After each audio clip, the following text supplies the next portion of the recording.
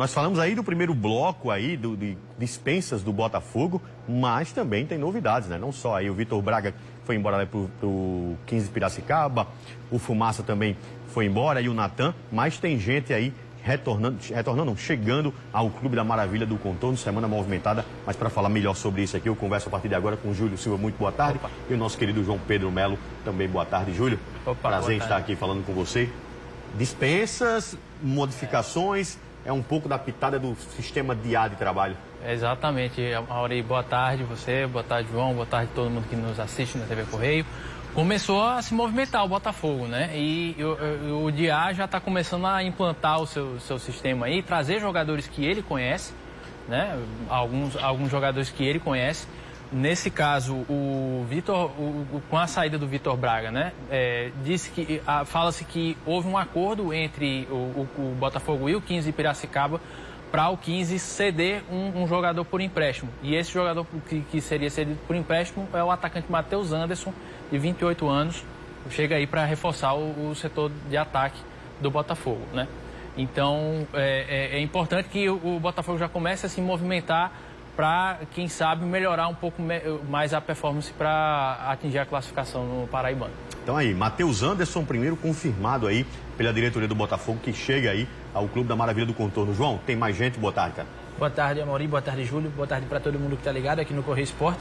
Tem o nome do Bismarck, né? Que é o primeiro nome aí trazido oficialmente, porque o Afonso, que é vice-diretor de futebol, já falou sobre outros nomes aí também que devem chegar, mas aí o anúncio oficial deve acontecer nos próximos dias, de 2 atacantes. Um deles, o Júlio acabou de trazer aqui pra gente quem é, e um volante, até porque saíram 2 volantes, né? Mas é importante lembrar o torcedor de casa, o torcedor botafoguense, que esse Bismarck não é aquele Bismarck que já jogou no Botafogo e passou pelo Campinense, não. É um outro Bismarck completamente diferente, né? E é um Bismarck que não joga desde 2020, uma partida oficial.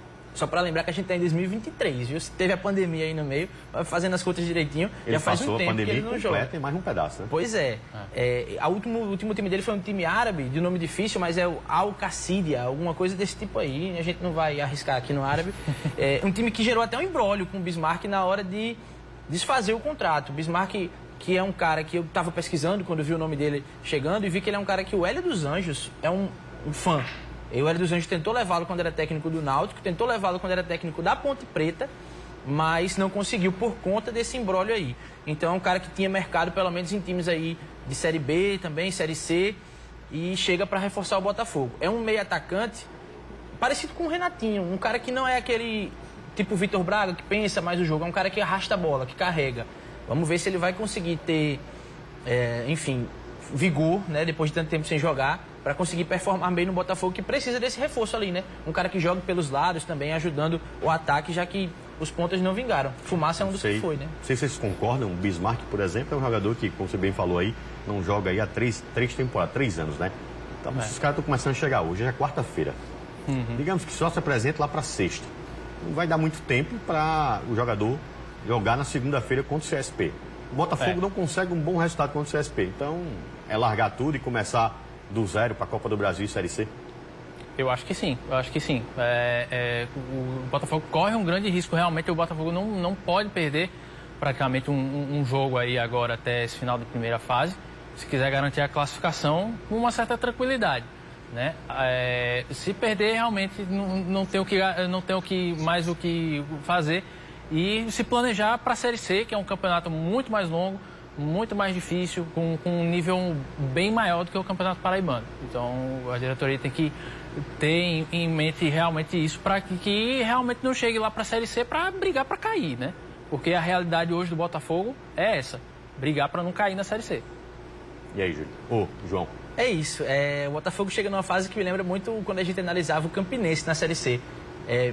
No sufoco ali, na zona de rebaixamento, e a gente dizendo, bom, tem que mudar, senão vai dar errado. E o Botafogo precisa mudar urgentemente, porque o dar errado para o Botafogo é não se classificar para a próxima fase, o que seria um vexame enorme, né? O Campinense até demorou a mudar de técnico, né, ano passado. Ficou com o Ranieri, porque ganhou o Paraibano, aí prolongou um pouco a estadia do Ranieri no plantel. 2 títulos, né? Bicampeão. Prolongou um pouco, mas aí quando chegou na Série C, bateu a realidade, né?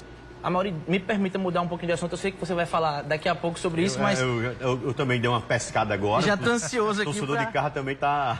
A gente comentava ontem sobre possibilidades, né? Pro Agora Campinense já na vi Copa do aqui. Brasil. E teremos Luizito Soares em Campina Grande. É isso mesmo. Tá confirmado Campinense e Grêmio, cara. A CBF acabou de sortear, mas daqui a pouco a gente fala do sorteio aí, porque também tá saindo também o adversário do Botafogo, como a gente falou ontem, o adversário do Botafogo tem tá melhor ranqueado, então ele fica lá pro fim do sorteio. Mas a gente fala sobre Copa do Brasil daqui a pouquinho, conto com vocês, beleza? Tudo certo. Tudo certo.